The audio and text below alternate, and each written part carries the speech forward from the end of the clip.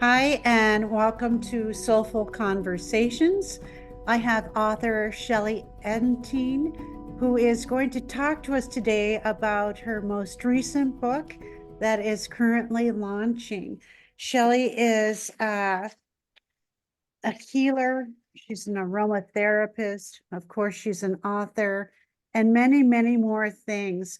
The coolest thing that I discovered while talking with Shellie is she's a true wise woman. And we definitely need to have more wise women in our community. And what I mean by that is she has the ability to take our ancient wisdom and turn it into these magnificent books for us to read. The thing that I'm really excited about is that she's done this trilogy on Priestess and actually the training. So without further ado, I am going to turn it over to Shellie so that you can tell us a little bit more about the book that you're launching. I'd also love to know how this all came about, and I'm sure the people listening are also incredibly interested about not only what is a priestess, how to become one, and maybe some of the things you can do for yourself to develop that area of yourself, but most importantly, how does that convey in today's world? So I know that's a lot to unpack. So It is. I'm going to hide myself so that Oh, okay. you get the full view. Full view of me. Okay. Yes. So I'm happy to tell you all of that. excellent. Okay, the floor is yours, Shellie. Okay. Well, to speak to how it happened, I mean, I've led an unusual life that came in without me asking for things.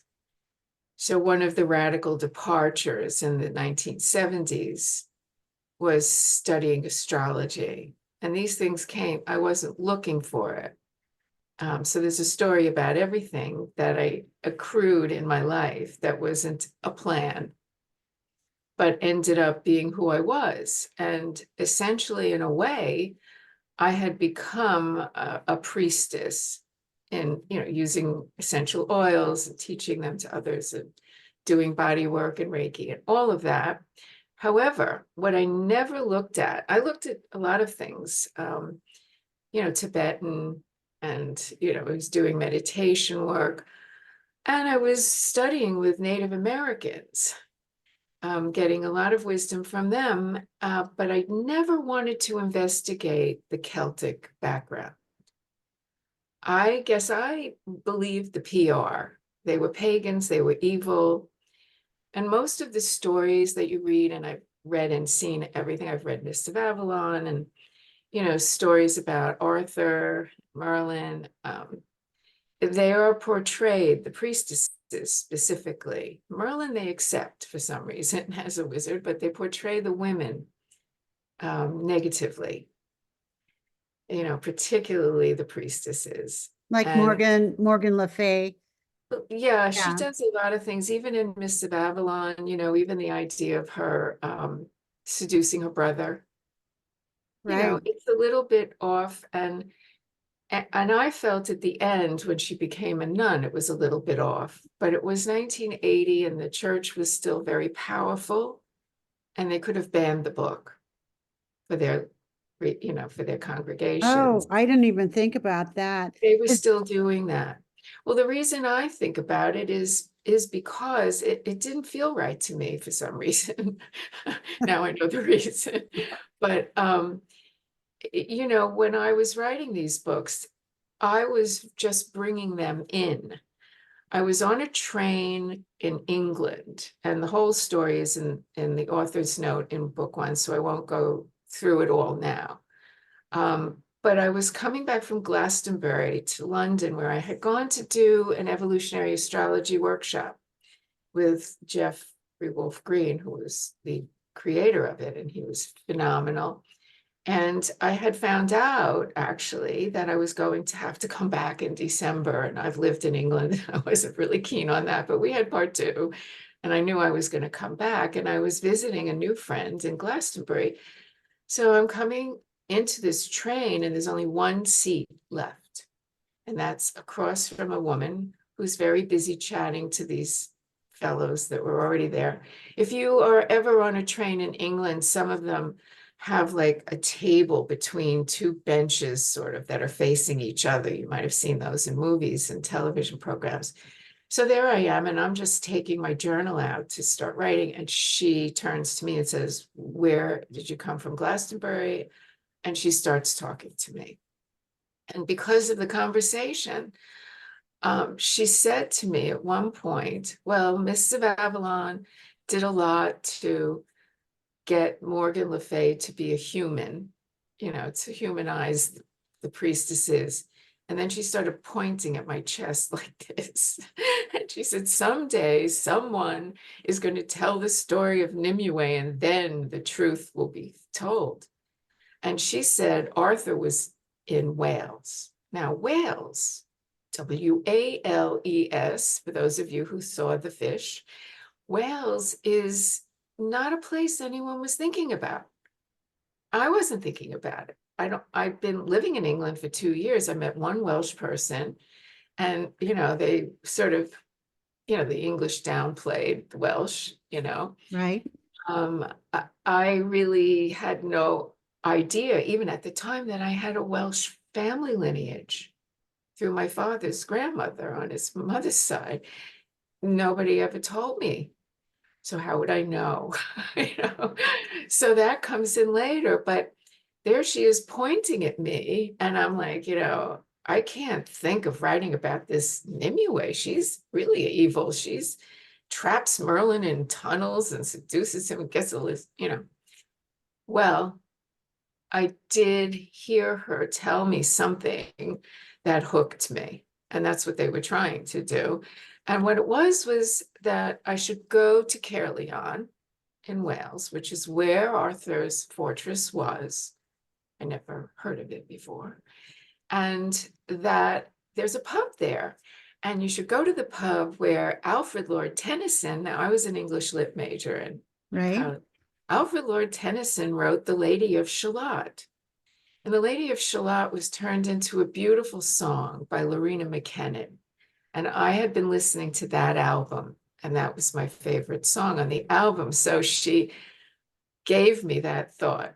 And when I was coming back, it was going to be my birthday when the class was over, and I was going back out to Glastonbury. So I said to my friend, "Can I go there for my birthday? Can we go to the pub in Caerleon?" And it's very close, just over the bridge from Bristol, not very far from where she was. And so when I got there, I was literally in the hologram. If you don't know what a hologram is, it's like everything is still there that was ever there, kinds of Wow. thing. And so there are the ruins of this, one of the largest Roman fortresses that they had in the United Kingdom was at Caerleon.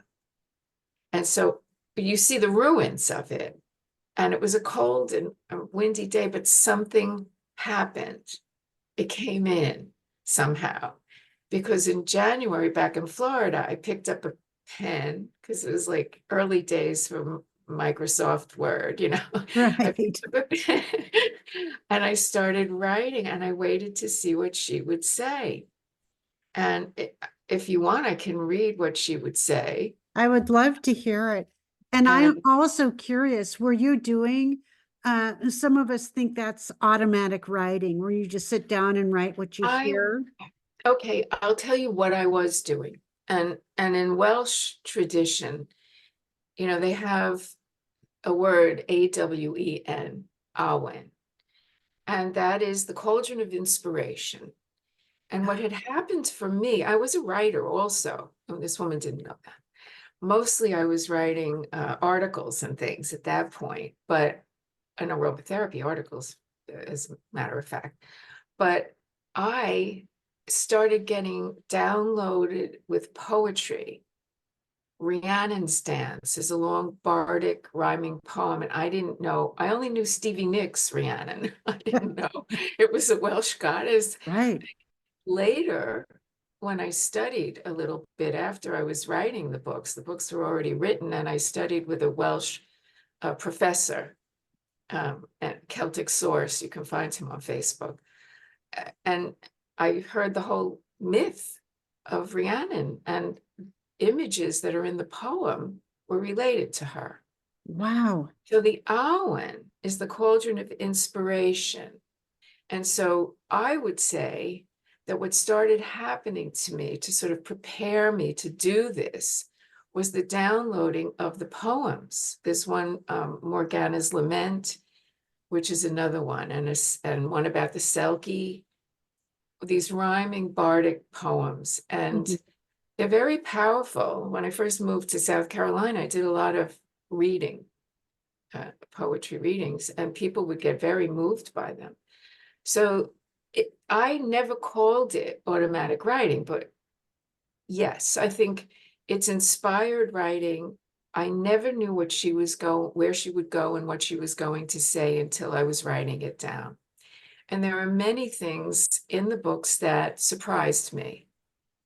And I will say right now, the connection to healing is the fact that what we're going to go through with her as a priestess is all of her training. In book 2, she's on the Priestess Isle, and she's being trained by both the head of the Priestess Isle and some otherworldly guides. And it's fascinating how much I learned. I mean, I had been doing a lot of things. I mean, I'm, in the area of all of these things like studying elements and chakras and, I've been doing all of that for so long, but I did not have these pieces. These pieces were ancestral, and they were lost to us because we were taken away from what we could do, our That is power. that is so amazing, Shellie. Is that where you began to like develop like and learn the Druid philosophies? Oh, yes. And is that how the practice evolved?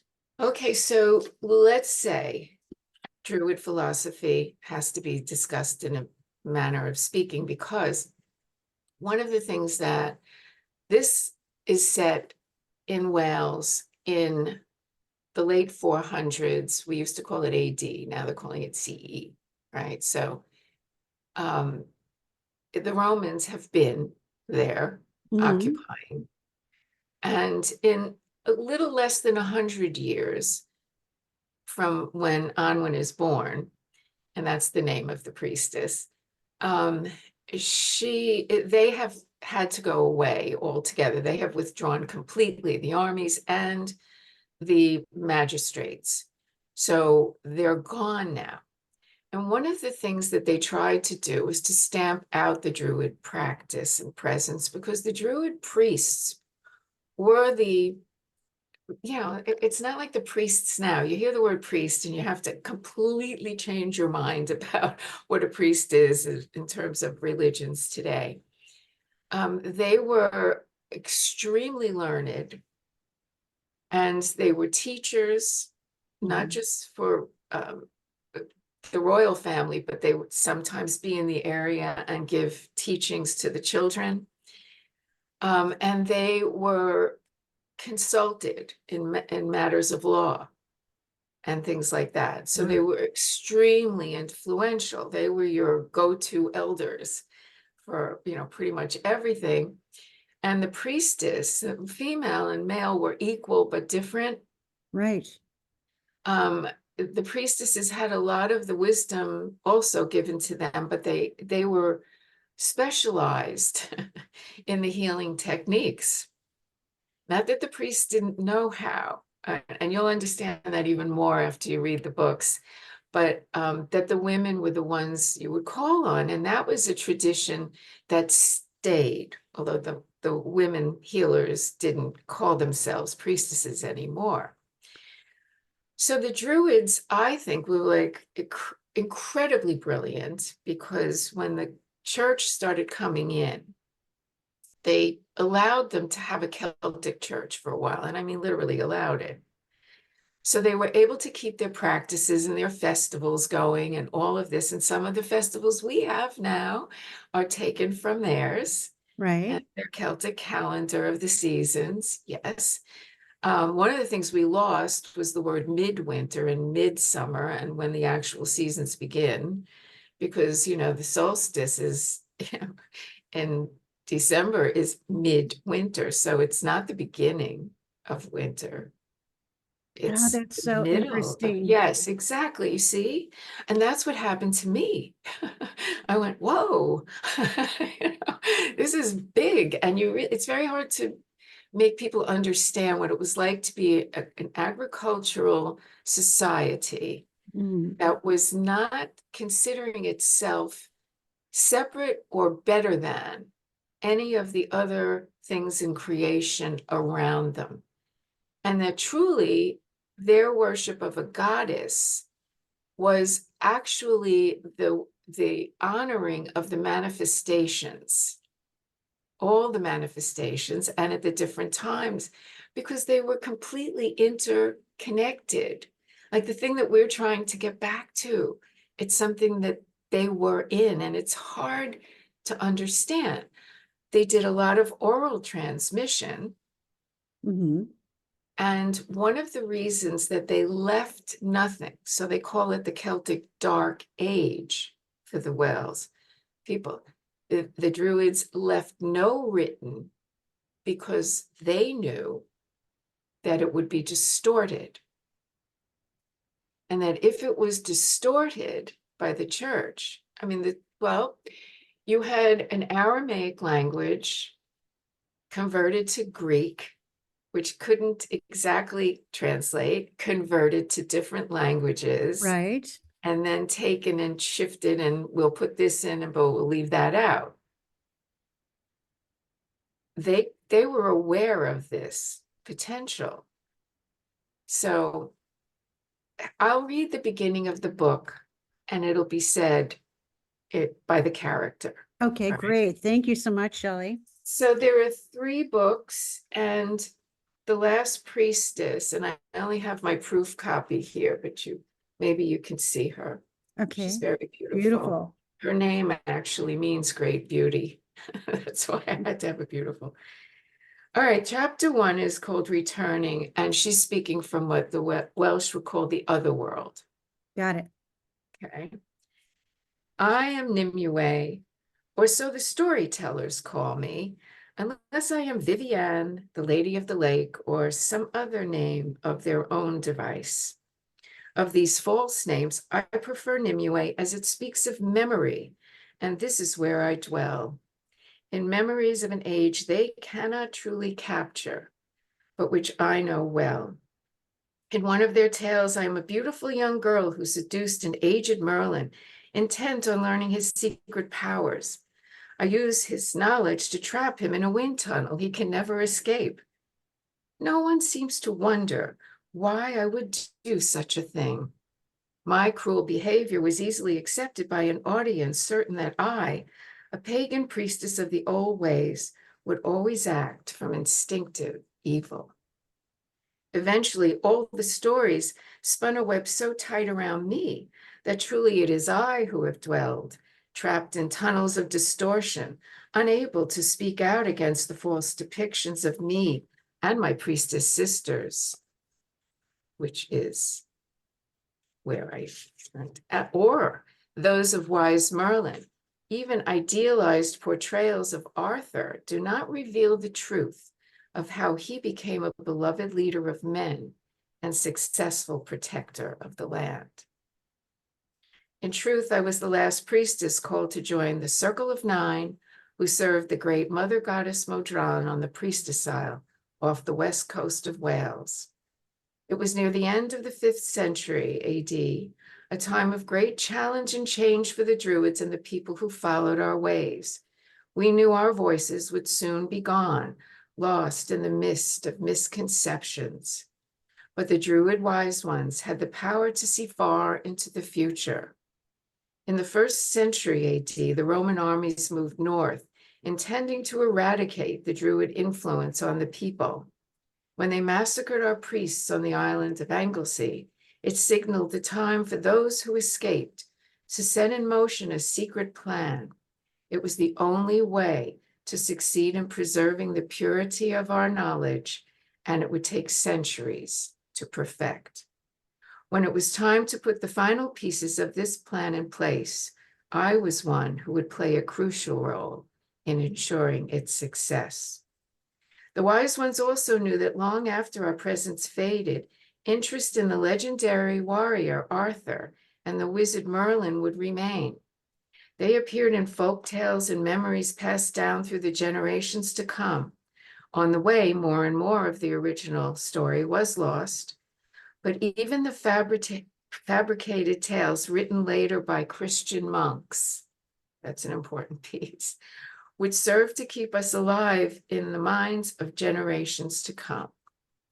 Patiently, I have waited while the centuries unfolded exactly as my Lady Sisters and the Druid Priests had foretold. My own story has the power to change beliefs and empower potentials, but the veil over truth became so thick that had I tried to speak, my words would have ricocheted off dense walls of fear or been buried in the quicksand of despair. And so this tale has been kept carefully cloaked in silence, along with other truths about our time, sacred sites, and ways. We knew the time of silence and hiding would end, and we watched from the other world, looking for signs that would indicate a long Earth cycle had finished and a new cycle had begun. Finally, this was seen in the birth of those unwilling to be bruised by centuries of lies. With eager hearts and minds, they seek the hidden truth. And for this purpose, I have come now to part the veil between our worlds. I will reveal my name and tell my story. You will know it is true, for it is your own, a memory reawakening within the crystals of your bones. Wow. And when you get to the end of book 3, you've got it all. And everything makes total sense to you. And it is book 2, which is, this is the cover. This is not the proof copy. Priestess of the Realms. Oh, that's beautiful also. Wow. Where she is getting her full training. And then it is book 3, where she uses all of that training. And this is the one that launches, that's really up there now on Amazon, but it just launched this week, Priestess Wow. of the Prophecy. So she is now learning what her part is. So as I read your work, is there a way for me to apply what it is I'm reading, or is it? Absolutely. In fact, what people have told me, and if you go on Amazon, you can see some of the reviews. I didn't get as many reviews come up yet for the second book. A lot of people got the first book. You'll see the reviews in that. But people have told me that they're using it as a training. The reviews for book 2 will tell you that people will have this on their shelf to refer to. And I myself, as an astrologer in that part of my practice, and also in the Oriental medicine practices that I have used, the Jinshin Jitsu instead of acupuncture, Right. Japanese, and even how I practice subtle aromatherapy, I have been around the realm of elements before. I had never seen them the way I know them now. And every time I read these books again, which I've had to do because revising and, everything. Right. And also wanting to, while I was waiting for the third book, I went back and I read the book 1 and book 2. You just keep getting more. You keep getting deeper insights into these things, and there are tools. I would say in general, not completely, but in general, the priestess, Lady Gwendolen is the name of the priestess. You meet her in book 1. She gives Anwen her first initiation at a Samhain ceremony, which they didn't call those names, so not in the book. And I explain that we don't know the words they used. We don't know the words for the goddesses they had. They left nothing. Okay, Wow. literally. Lady Gwendolen, at the head of the circle of 9, that's what they used to have with 9 priestesses. She gives a lot of the practical tools. You do this with that. She gets a belt even with some tools on it. And it's Mhm. explained when she first arrives in book 2. Well, actually, she first arrives in book 1, at the end of book 1. So you get that right away. And it's some of the practical applications, which are tremendous. And I've had people tell me, like, I did that, I used that, I'm going to try this.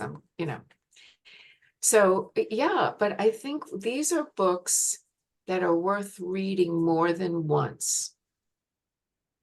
Definitely. I can't emphasize that enough. And when you go back into book 1 and you know all the story, it's like what I keep saying to myself is, oh, that's why he said that. Oh, that's what prepared her for this. Wow. Yes. And I mean, literally, I knew nothing, everything. There were some things I wrote that are a little bit controversial. And so it sort of stopped me a little. But some of it has to do with the difference in cultures. For instance, a woman was a woman instead of a child the minute she had her first moon cycle. In those days, most of them didn't live much beyond 40 years. Right. And there was a lot of, diseases. They needed people because it was a hands-on society. They Right. weren't sitting in their house like we are now having a nice day. I mean, so women were, women, if you had your first moon cycle when you were 12, you would be probably at least by 13 handfasted to somebody. And that whole cultural thing is discussed completely different. I mean, it's not something we can do in society today, Right. exactly. You have a Right. very strong community because you were allowed to leave after a year if it wasn't working out. And you might have a kid or two, and so who takes care? Well, in those days, your community, your circle was taking care of you, because you were part of something, not a little individual. And we've really lost, it seems like we've lost our sense of community. Well, Um, nuclear family and private space was more important, we thought. yes, yeah, I certainly get that. Well, what has the process been like for you? How has this changed you in all, I guess, all areas of your life, certainly as a healer, but just in general, you almost being like the keeper of this knowledge. Well, okay, so here's what I would say to that. I don't want to sound like that because I'm not that. Uh-huh. I am a vessel for it, yes. But when we think about the Neo-Druid movement, okay, which I am aware of now, pretty well aware of, and they will tell you they are reimagining, they're trying to bring it. And so, as she said, this is a memory reawakening in the crystals of your bones. So there are other people who have received. And in the back of the books, I have resources. If you're interested, these are people I would say, pay attention to. And one of them is a Welsh druid named from Anglesey, named Christopher Hughes. And he does a book called To the Cauldron Born, which is the story of Caradwyn. So they're using those goddess names. They're okay with doing that, and the Welsh have Welsh modern names for the festivals. I learned that the ones we know most are Irish, the Right? names for the festivals. But she brings through festivals for us in the book also. So I understand. I had been, when I moved up to the mountains here and I got out of South Florida and I had seasons back, I think Mhm. this was critical for me. And I did most of the writing here. I mean, I started in 2000. I was very busy with my healing practices and teaching and traveling to teach continuing ed and stuff. But she kept coming back, she kept coming back and giving me just a little bit more, but it was here. And going to Wales also, I was told by guidance that I had to go in 2013. I think that was when they downloaded. I didn't get to the Priestess Isle, but I got to see it. I was standing on a cliff by myself, and suddenly I was invoking. I mean, I'm doing this major invocation, and it was all elements, and I had no idea what her studies would be. Wow. And I went home and I took a stone. Do you know you have to ask. I don't know if people are aware of that, but you can't just pick up stones and take them. This is a nation. This is its own being nation. That's what the Native Americans teach you, the Rock Nation. And that's why they use them in the Sweat Lodge, because they have all this wisdom. They hold the ancient wisdom, like your crystals, stones do too. So I was able to take from that cliff. They said I could take a rock. And so I would hold it before I would write and book two, all the training. I would Wow. hold it for a while and put it down. And I got to see the blue stones. What happened to me was I grew into what you think I am. And I am that in a way. I have much more wisdom after writing these books than I had before. Absolutely. And my way of looking at things and seeing things is enhanced. I understand that. I know with my own energy practice, it's like as I bring in different healing modalities, there's a period of time that's not even so much an integration of the new knowledge, but it's really an internalization of how to like switch it from head knowledge into like the intuitive knowledge that either I'm going to need or the person that I'm working with. So it's that whole process of it's almost like waking up and putting on your shoes only to discover they're too big. So you're like sloshing around in your mom's shoes for a while. Then one day you wake up and you put those same shoes on and they fit. Yeah. It's a good analogy. And one of the things I want to say that you um, brought up for me in what you just said was in her training, it isn't just her meetings with a teacher. Knowledge comes when you have experience also. I mean, this is one of the things we are involved in with Western Mind. I can get everything I need just from hearing somebody tell me or reading about it. But even as an astrologer that started for me in 1975, if you have to grow. If you don't grow from that first teaching that you got, you never grew into a really good reader and someone who can really help with it, someone who can be a healer with the reading. That's different, you know. And so she goes on lots of journeys. There's lots of experiences. There are other characters and their stories and how she impacts with them that give her the ability to go through what she needs to go through.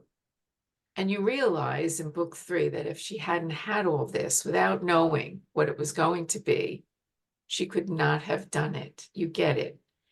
But all the experience and she's on a fast track, but she's also returning, so it'll be said now and then, I'm just giving you what you already knew, which is also true for us. I agree with that. And I also have become very comfortable with the idea that I may be showing up for one thing, but it actually is something completely different.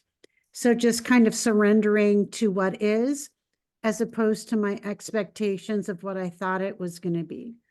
So that might be the definition of Constantly, maturity. I constantly. don't know. Even that trip if I hadn't been studying with the Native Americans, which I still honor that, and I still do practices from that as well, that is who gave me the name of the woman in Glastonbury that I should contact. So that was, in my thoughts, no coincidence. One of the things that is said to her when she gets to the Priestess Isle, it could have been said any place, but it was said there, is that nothing happens without a purpose. And so you may not know the purpose in advance. And I'm still very close friends with the woman in Glastonbury, by the way. She's one of my advanced readers. I mean, she was a soul friend, you know. Uh-huh. So without that, how would they, well, if it was meant to be, they would find another way to get me there. And the they is, I mean, guidance. If you don't think you have guidance, you just haven't thought about it yet. Or recognized what it is. Right. I mean, Yeah. that I didn't. You know? I mean, I think when you get to be my age, which is 75, I will tell you, I look back and I see everything as a gift, even the things I didn't like, the things that I had to forgive, all of that. I see it as a gift because of the purpose that it served somehow. I agree. And that's all for our development. As odd as that sounds, I know with some of the challenges that I've had, throughout my life, if I hadn't have had those challenges, Yes. I wouldn't have had the need to dig deeper to find whatever it was inside me that was either like incorrect thinking, incorrect behavior, or the just to Pattern. discover how courageous I actually am, Yeah. or how I like to champion people. So those are all pieces of my personality that may have stayed dormant had I not had those challenges. So I know exactly what you are talking about. Have you discovered with your readers from the first two books, and certainly now from the third, that they're looking for more? It's like, okay, we've I'm read hearing these. that a What is lot. the next? What is the next step? What do I do? Well, I get that question a lot. What are you doing next? Uh, I've only had so far, I mean, you can't imagine how uh, impacted you are about what I just did. With all the everything of 3 books coming out in a year. I mean, I didn't write them in the year, but getting them all. So it didn't leave me a lot of time to think about anything. But the only thing that has been slightly like a little bell goes off over here is there are, especially Lady Gwendolyn, and I noticed it because of rereading. There are certain things that happen on journeys with her, people that are met in different places and different situations that come up, and things, a couple of things that she says to help Anwen when she's on her path that speak to a backstory. We don't know her whole backstory, and we might want to. And I've heard from other people that sometimes what people do, and since she's a priestess, there would be more information coming in. Um, it, Sometimes people want to know some backstories. Right. I mean, Merlin has a backstory. I think, I will say, he's my favorite character. He is what people tell me is he's the epitome of the divine masculine. Wow. And he is consistently this. I mean, I'd like to meet him. If anybody knows where he is, could you please give me his number? Because, and so maybe. I also have had, that was not the only magical thing that ever happened in my life, the woman on the train.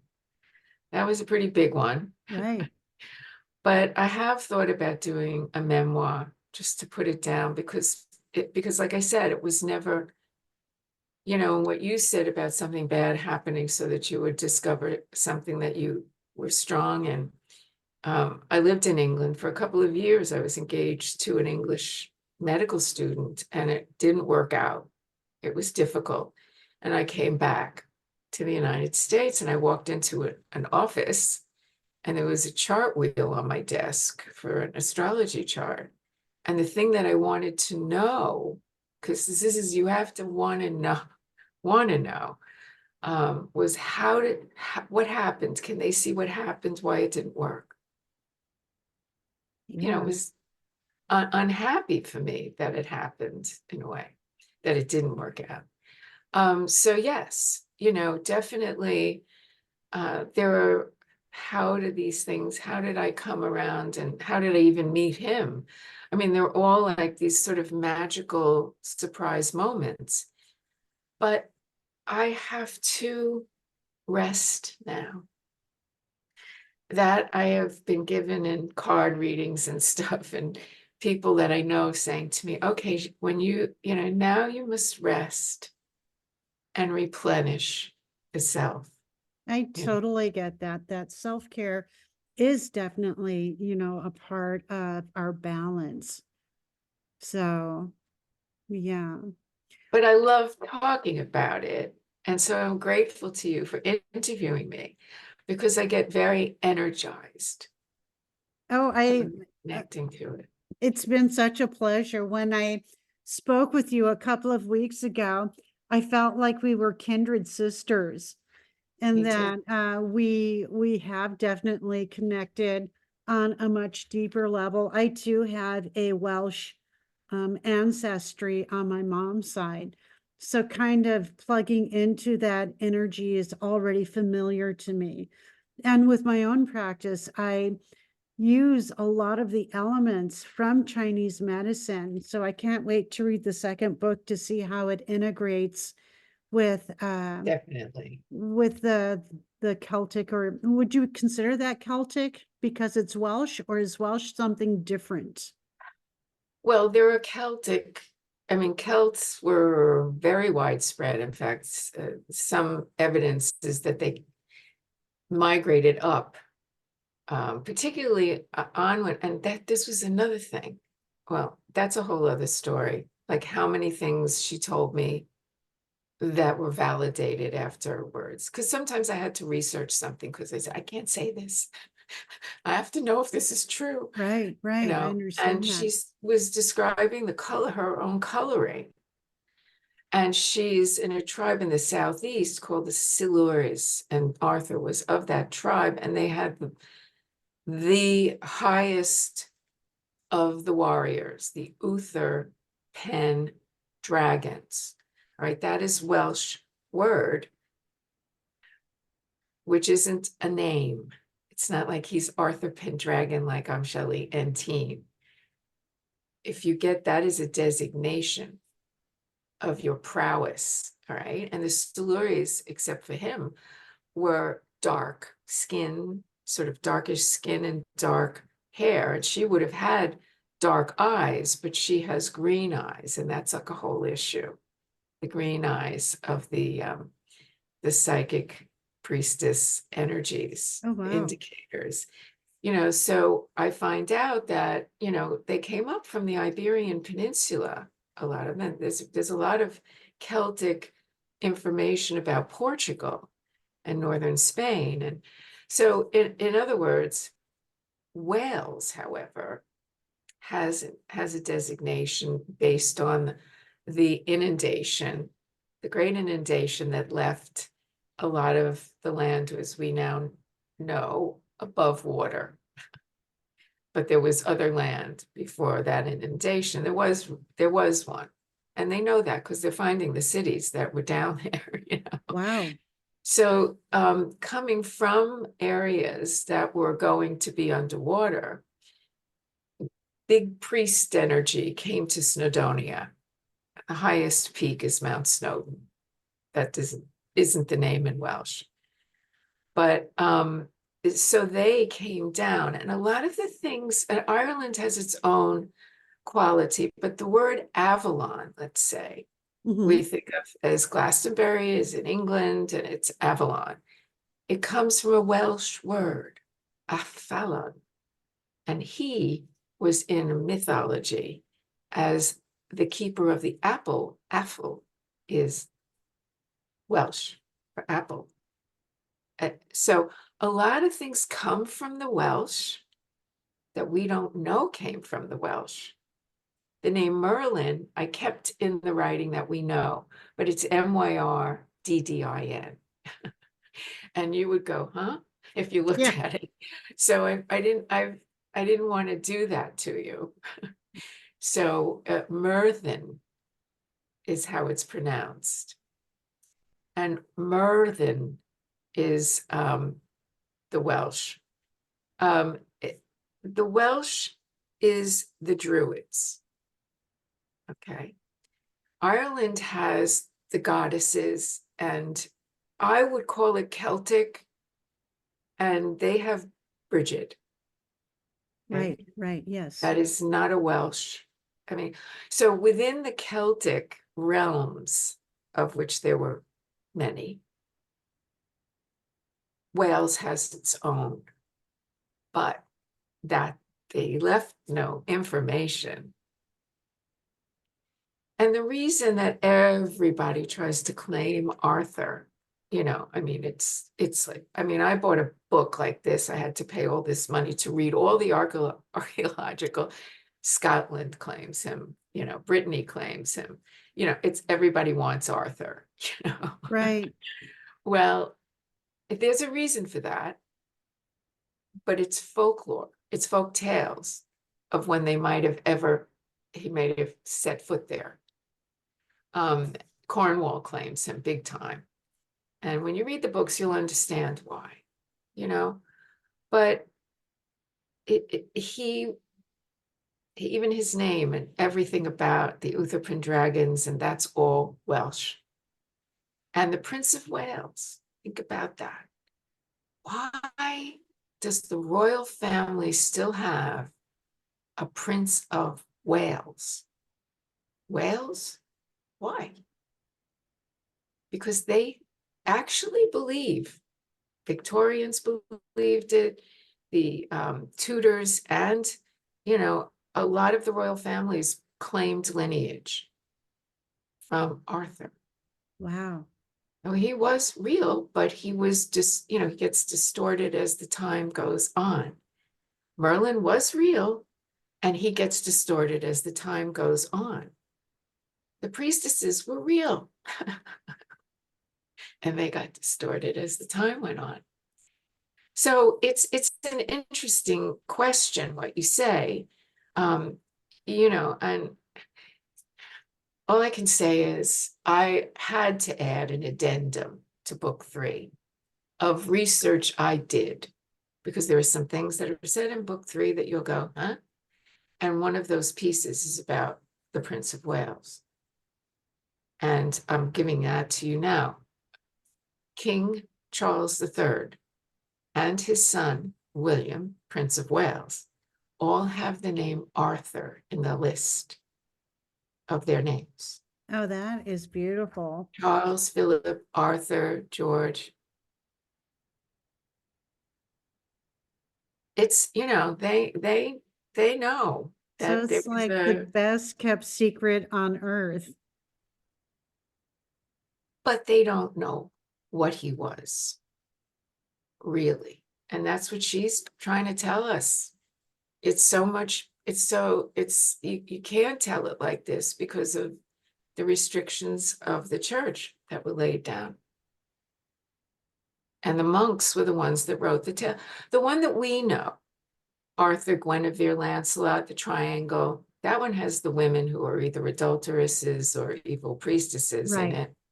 Our favorite one, Lancelot, Guinevere.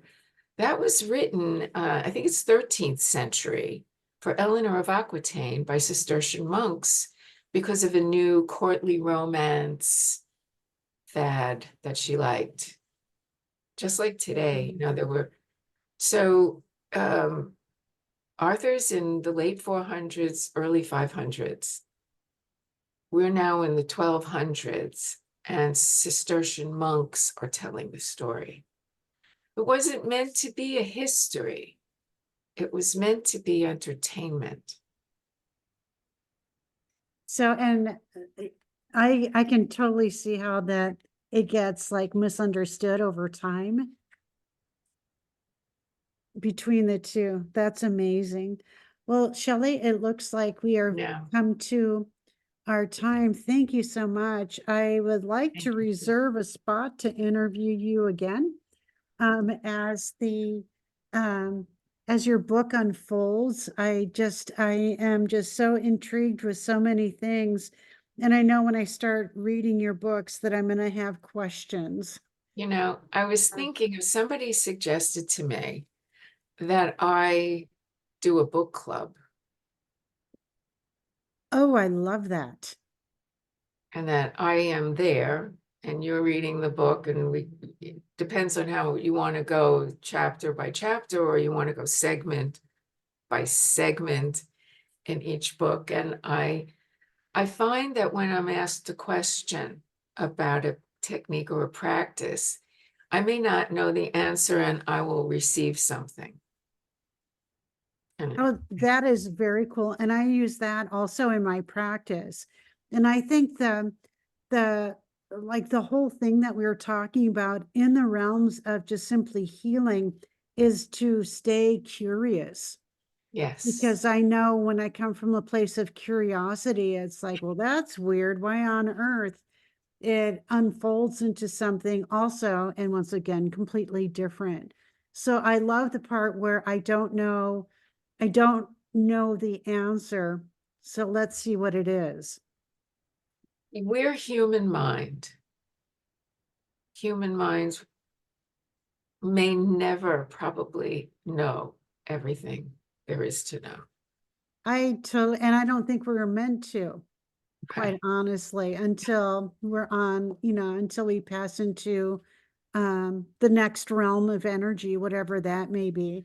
So how can we get a hold of you, Shellie, so we can say, yes, sign me up for your book club? Well, a good idea is to go to my website, which is my Okay. name, ShellieEnteen.com. And if you're interested in that, I would sign up. It's free, the author Mhm. updates. So if something gets put together, and maybe you and I can put it together, Okay, cool. I will be, letting everyone know through that. And I have a Facebook page that's Shellie Enteen author also, but I also have my own page. So I guess that would be the ways, I would imagine. Okay, excellent. Well, thank you so much.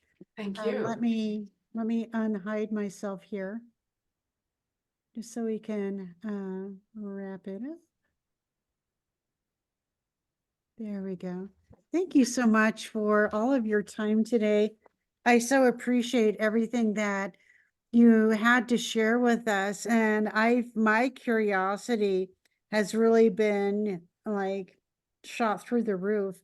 And we were talking initially because I did read The Mists of Avalon, and I always thought that the place that they lived was Wales. And it's like I don't know where that came from, but um that was just the sense that I was like, well, it's there, it's in Wales, and I don't know anything about Wales.